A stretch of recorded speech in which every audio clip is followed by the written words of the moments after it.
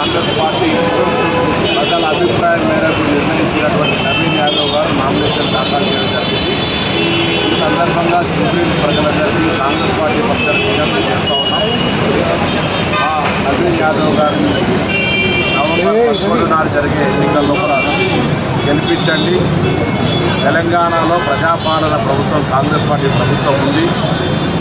Assembly ఎన్నికల్లో ఓడిపోయిన TRS party parliament ఎన్నికల్లో 0 స్థానాలు సాధించి ఎమ్మెల్సీ అభ్యర్థి కూడా నిలబెట్టలేనటువంటి పరిస్థితుల్లో కంటోన్మెంట్ ఉప ఎన్నిక జరిగితే కూడా సిట్టింగ్ స్థానాన్ని కాదని ప్రజలు అభివృద్ధిని ఆకాంక్షించి కంటోన్మెంట్లో గణేష్ గారిని గెలిపించినారు. జూబ్లీహిల్స్ ప్రజలు కూడా విజ్ఞతతోటి జూబ్లీహిల్స్ అభివృద్ధిని ఆకాంక్షించే ప్రతి ఓటరు ఈ ప్రభుత్వ హయాంలో జూబ్లీహిల్స్ అభివృద్ధి చేయడానికి సంకల్పించే ప్రతి ఒక్కరు కూడా నవీన్ యాదవ్ కోరుతా ఉన్నాం. మాకు ఆ విశ్వాసం ఉంది. అందుకే టీఆర్ఎస్ పార్టీ దృష్టి మరల్చడానికి అనేకమైనటువంటి ఓటు చోరీ లేదా ఇతరత్ర అంశాలను తీసుకొచ్చే ప్రయత్నం చేస్తూ ఉంది. అనేకమైనటువంటి తప్పుడు డిస్కషన్ పబ్లిక్ దృష్టిని మరల్చడానికి ప్రయత్నం చేస్తూ ఉంది. వాళ్ళు 10 సంవత్సరాలుగా మున్సిపల్ శాఖ మంత్రిగా కేటీఆర్ గారు హైదరాబాద్లో ఉన్నటువంటి జూబ్లీహిల్స్ నియోజకవర్గానికి ఏమి చేసినారో పీకేఆర్ గారి తర్వాత అక్కడ ప్రజలకు గుర్తించున్నది.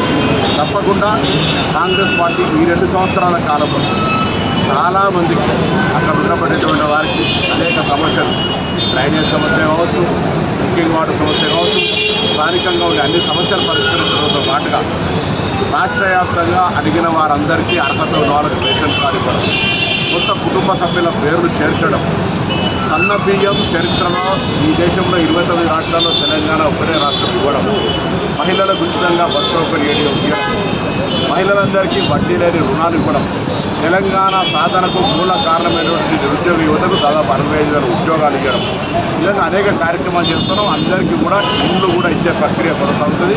హైదరాబాద్ ఇన్ఛార్జ్ మంత్రిగా నవీన్ యాదవ్ గారిని గెలిపియండి. నేను నా క్యాబినెట్ మొత్తం ముఖ్యమంత్రి గారు జూబ్లీహిల్స్ను ఒక రోల్ మోడల్గా అభివృద్ధి చేస్తాం. మాకు అవకాశం ఇవ్వాలని కోరుతా ఉన్నాం. అదేవిధంగా ఈ జూబ్లీహిల్స్ నియోజకవర్గానికి సంబంధించిన విషయంలో కూడా అనేక అంశాలు ఎన్నికల సందర్భంగా మాట్లాడతాం. రాజకీయంగా ఆరోపణలు ప్రత్యారోపణలకు తప్పకుండా జవాబు చెప్తాం. నేను మరొకసారి పురస్కారాలను డిమాండ్ చేస్తూ ఉన్నా. 10 సంవత్సరాలుగా అటు జూబ్లీహిల్స్కు సంబంధించి అధికారంలో ఉన్న టీఆర్ఎస్ పార్టీ రాష్ట్రంలో అక్కడి నుంచి పార్లమెంట్ సభ్యుడిగా ప్రాతినిధ్యం వహిస్తున్న కిషన్ రెడ్డి కేంద్ర మంత్రిగా ఏం అభివృద్ధి చేసిండ్రో, 2 సంవత్సరాలు ఏం అభివృద్ధి చేసిందో చర్చించాం. అందుకే నవీన్ యాదవ్ గారిని గెలిపియమని మరొకసారి నామినేషన్ సందర్భంగా జూబ్లీహిల్స్ అభివృద్ధి కాంక్షించే ప్రతి ఒక్కరిని విజ్ఞప్తి చేస్తాం. నమస్కారం. తెలంగాణ